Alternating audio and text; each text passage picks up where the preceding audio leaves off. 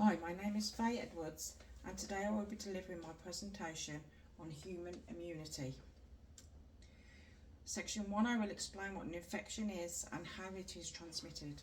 I will describe the first and second line of defence. Section 2, I will explain the third line of defence. I will then go on to explain the self-recognition and tolerance to own tissues and rejection of transplanted organs. I will describe two specific immune system disorders. Section 3, I will then give a description of the categories of acquired immunity, including natural, artificial, passive and active. I will be discussing the concept of herd immunity, vaccination programs and factors affecting vaccine uptake.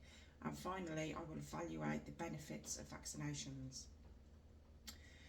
What's an infection and how is it transmitted? Infectious diseases occur when microorganisms such as bacteria, fungi and viruses enter a person's body and cause damage. The immune system can stop three pathogens from multiplying in the body. These infectious microorganisms are called pathogens and can spread in a variety of ways, including skin contact, contact with faeces, transmission of bodily fluids, ingestion of contaminated food or water. The first and second line of defence. Your body has two lines of defence against pathogens. The first line of defence includes physical and chemical barriers that are always ready to protect the body from infection. These include the skin, tears, mucus, cilia, stomach acid, urine flow and white blood cells called neutrophils. This means that if the pathogen microorganism breaks through the first line of defence, the body's second line of defence is activated. The skin is the largest organ in the body. It acts as a barrier between invaders and your body. The skin forms a waterproof mechanical barrier. Tears, mucus and saliva contain an enzyme that breaks down the cell membrane of many bacteria. Pathogens can enter your body through your nose, mouth and eyes. Special cells line and protect your nose, throat and other bodily channels. Mucus is also produced by the inner lining of your stomach and lungs to capture invading bacteria. Acid in the stomach. Bacteria and parasites that have been consumed are killed by stomach acid. Cilia, mucus and trapped particles are moved out from your lungs by very small hairs called cilia. Friendly bacteria. Beneficial bacteria develop on your skin, in your bowel and in other parts of your body to prevent bad bacteria from taking control. The second line of defence, phagocytosis. Pathogens that pass through the physical barriers are then attacked by the second line of defence. The innate immune response primarily comprises of immune cells and proteins that recognise and kill any infection that enters the body non-specifically. Phagocytosis is an important innate immune system process that involves the use of phagocytes, a kind of immune cell. Phagocytes are classified in two types, macrophages and neutrophils. These cells can be present in the tissue as well as the blood. Initially, phagocytes recognise and bind pathogens before engulfing them into the cell using the plasma membrane. As a result, a distinct internal compartment, phagosome, is formed, which then combines with another kind of cellular compartment known as the lysosomes. Pathogens are eventually destroyed by digesting enzymes found in lysosomes which break them up. Pathogen digestion within a phagosome result in indigestible materials and antigenic fragments. Indigestible materials are eliminated by exocytosis. The antigenic pieces, on the other hand, are presented on the surface of phagocytes, which are then recognised and killed by cytotoxic T cells. Complement proteins are activated, which attracts additional white blood cells to the site of infection, resulting in the inflammatory response. The third line of defence, when antigens such as microorganisms are met for the first time, a primary response occurs with a low number of antibodies identified in the blood after around 2 weeks. Although the response may be sufficient to resist the antigens, antibody levels decline unless the antigen is encountered again within a short period of time, 2 to 4 weeks. The second contact results in a secondary reaction by memory B cells, which result in an increase into antibody production. Later encounters may result in greater rises, but a limit is ultimately reached. Cells of the adaptive immune system. There are 5 different types of leukocytes in the body. There are basophils, which are white blood cells that collaborate with your immune system to protect your body against allergens, pathogens and parasites. Neutrophils aid the immune system in fighting infection and healing damage. Eosinophils are one of several white blood cells that support your immune system. Monocytes, when an invading germ or bacterium enters your body, monocytes transform into macrophages.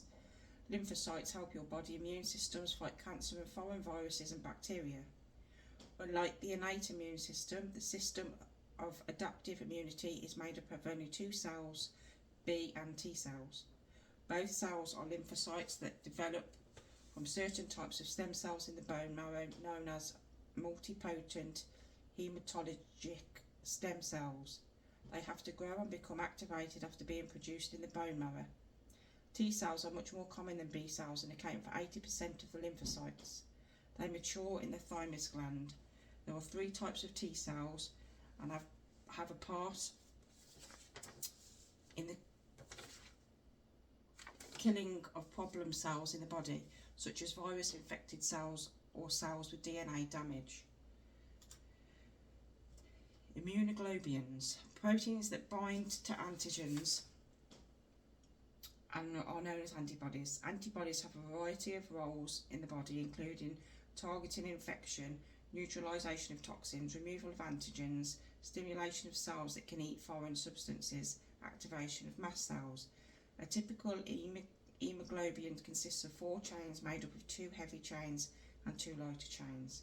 Antibodies are categorised as follows. IgA is present in the respiratory and digestive tract lining, as well as saliva, tears and breast milk.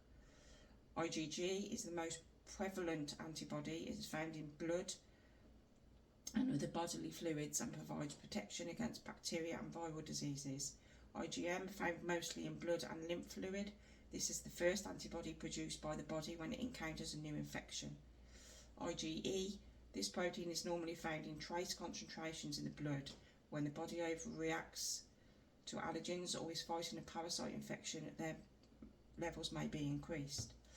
IgD, this is a relatively rare molecule. Self-recognition and tolerance to own tissues and rejection of transplanted organs. The immune system can tell the difference between bodily and alien elements, self and non-self. It will respond to the presence of foreign elements by activating an immune response that will eradicate the invaded substance from the body. Major histocompatibility complex molecules, MHC, serve as identifying tags for these self-markers. Normally, the immune system will not react to cells that have genetically specified marks. Self-tolerance. An antigen, non-self, is any material that is identified as foreign and capable of eliciting an immunological response. Lymphocytes identify antigens by binding to and detecting the distinctive shape of an exposed region.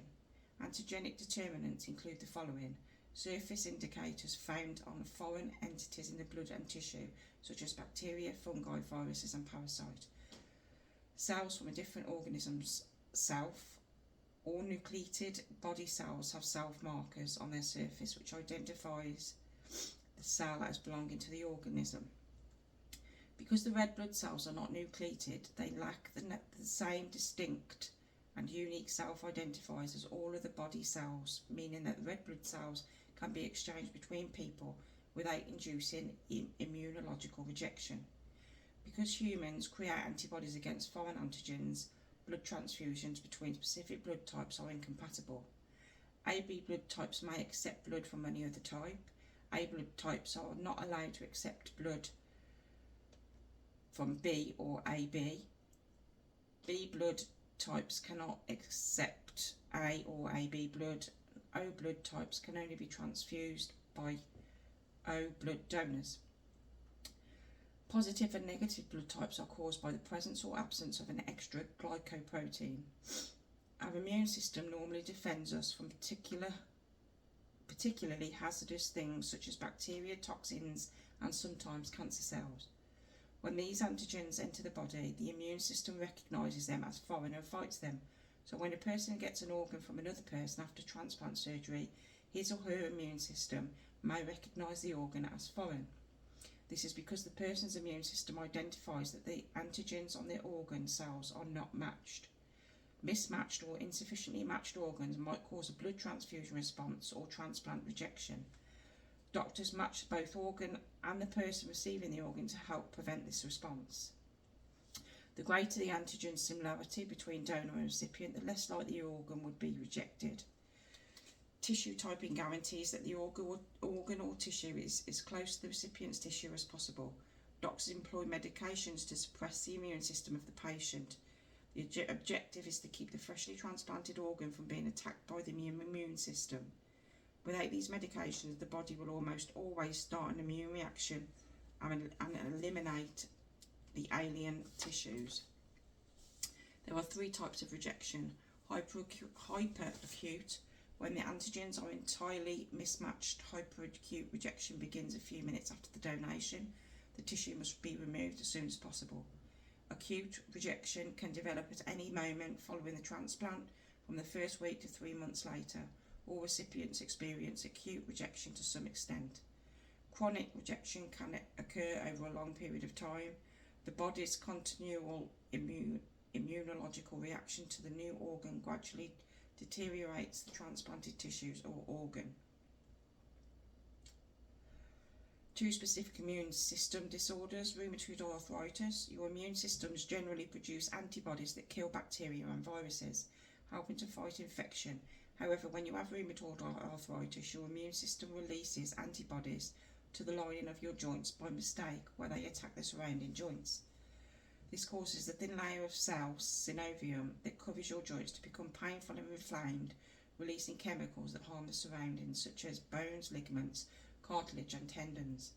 If rheumatoid arthritis is not treated, these chemicals cause the joints to gradually lose their shape and alignment. Eventually, the joint may be completely destroyed. Lupus. No 2 cases of lupus are exactly the same. Signs and symptoms may appear suddenly or develop slowly by mild or severe and temporary or permanent. Most people with lupus have a mild illness characterised by flare-ups in which symptoms worsen for a period of time, then get better or disappear temporarily. Here are some lupus signs and symptoms you experience: fatigue, joint pain, stiffness and swelling, shortness of breath, headaches, confusion and memory loss, chest pains. Lupus, an autoimmune disease which occurs when the immune system attacks healthy tissues in the body. It appears that people with a genetic predisposition to lupus can develop the disease when they come into contact with things in their environment. However, the cause of lupus is unknown in most cases. Possible triggers are sunlight, medication, infection. Acquired immunity, including natural, artificial, passive and active. There are 2 different types of immunity. Active immunity. When the immune system is exposed to a disease organism, it produces antibodies against that illness, resulting in active immunity. Natural active immunity. This sort of immunity develops as a result of being exposed to the pathogen that causes the illness.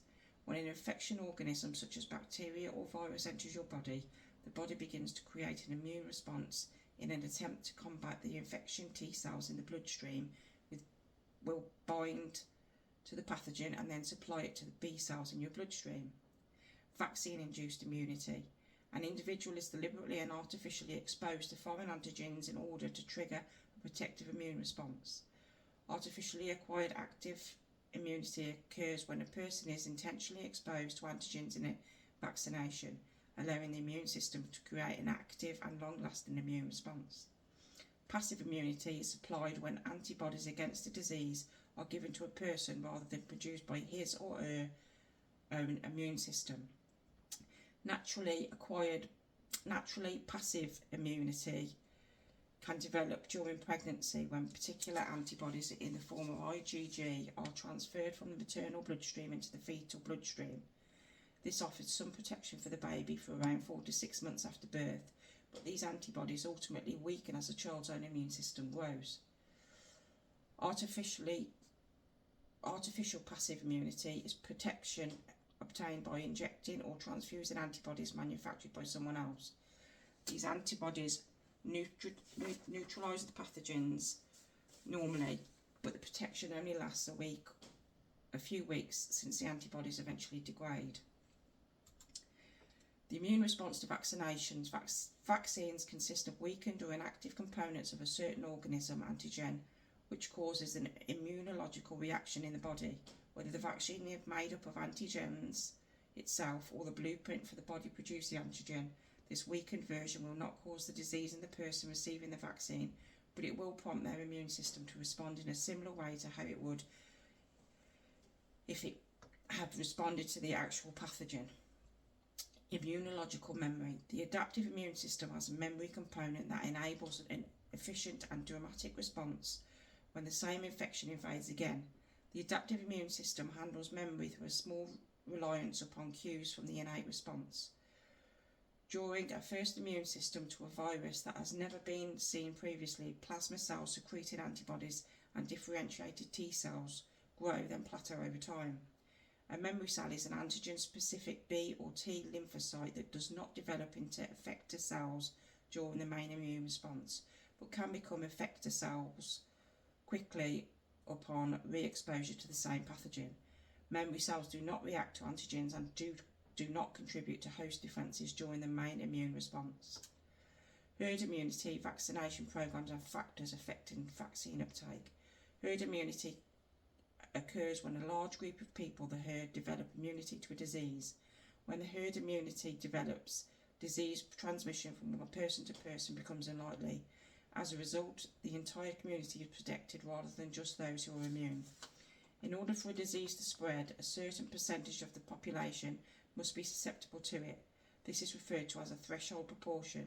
If the proportion of the population that is immune to the disease exceeds this threshold, the disease will spread slowly.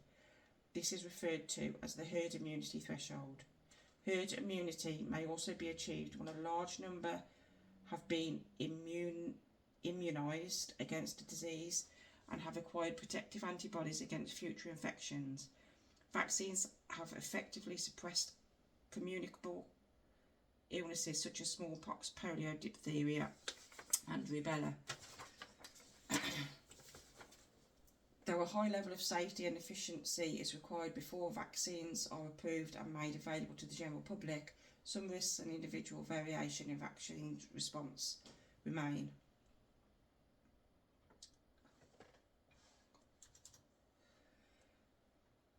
Evaluate the benefits of vaccination. Vaccines educate your immune system on how to produce antibodies that guard against illness. Your immune system will learn this through vaccination for more safely than by contracting the illnesses and receiving treatment. Your immune system may frequently provide you with life protection after it has learned how to combat an illness. Vaccination is the single most critical thing we can do to protect ourselves and our children from disease. Every year they save millions of lives throughout the world. Illnesses such as measles and diphtheria have been reduced to relatively few instances per year since immunisations were introduced. If people stopped getting vaccinations, infectious illnesses could rapidly spread again. Thank you for listening to my presentation today.